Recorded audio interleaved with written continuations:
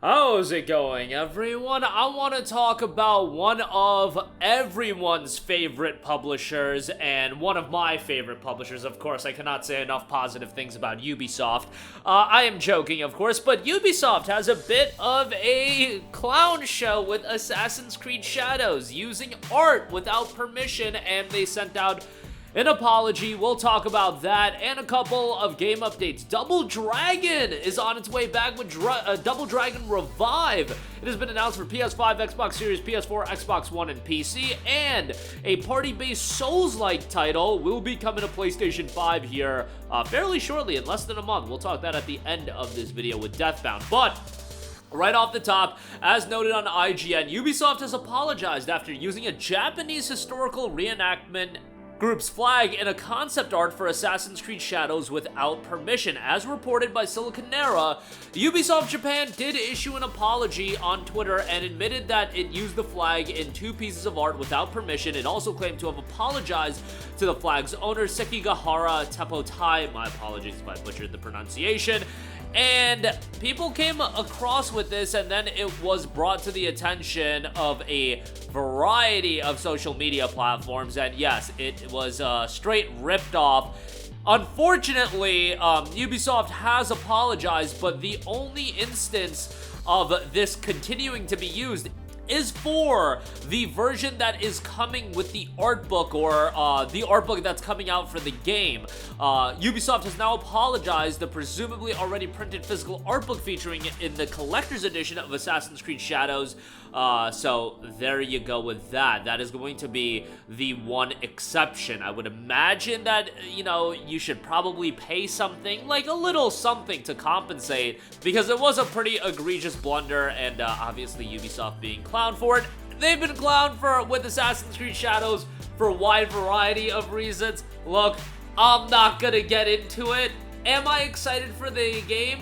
To an extent. I've wanted feudal Japan Assassin's Creed for well over a decade at this point, so the fact it's finally coming, part of me is excited for it. The other part of me is just so not into the newer style of Assassin's Creed games. I started another playthrough of Assassin's Creed Origins earlier this year, and 8 billion games came out, so I had to like drop that playthrough, at least for the time being.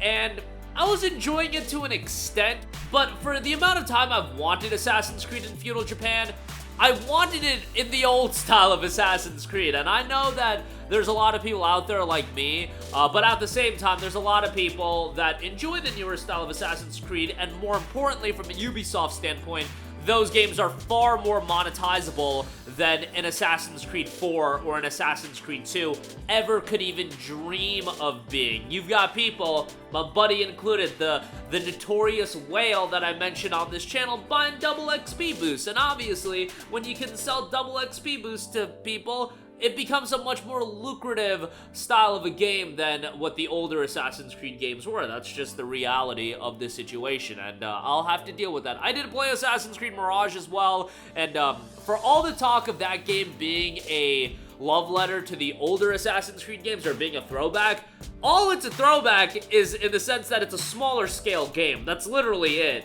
I can understand that people wanted a smaller scale game. I personally did, and it honestly made me enjoy Mirage more, but it's not a callback to the older Assassin's Creed titles, at least not from my vantage point. But yeah, Ubisoft gonna Ubisoft, and I'm sure people are gonna like Assassin's Creed Shadows. I'm sure the game is gonna be reviewed well, and it's gonna sell well. That's not a surprising whatsoever. I don't think like the controversy with the game is gonna impact sales all too much. It's feudal Japan Assassin's Creed, and Assassin's Creed is still one of the biggest IPs around. But yeah, I'm still excited for the game, and hopefully it turns out well, but at the same time, I just know that it probably won't be exactly the game that I personally want out of Assassin's Creed.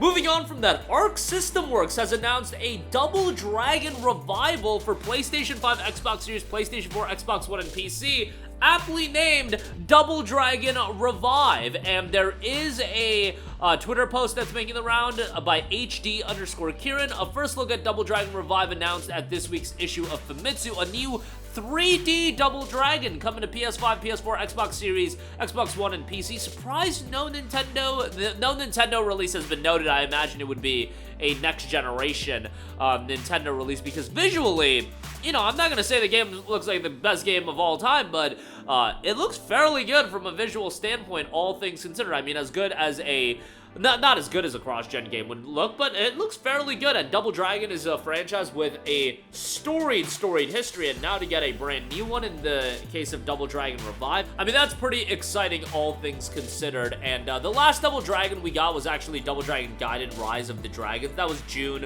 of 2023. But in terms of like a bigger budget title, that's what this is looking like. So pretty excited about how that can turn out. If you're into beat 'em ups, I mean, Double Dragon has been one of those titles that's always been around and has been a big title in the gaming landscape for a long time, obviously with its ebbs and flows, but now back with a new game in 2025 with Double Dragon Revive. Lastly, do want to note, party-based Souls-like action RPG in Deathbound will be launching for PlayStation 5, Xbox Series, and PC via Steam on August the 8th.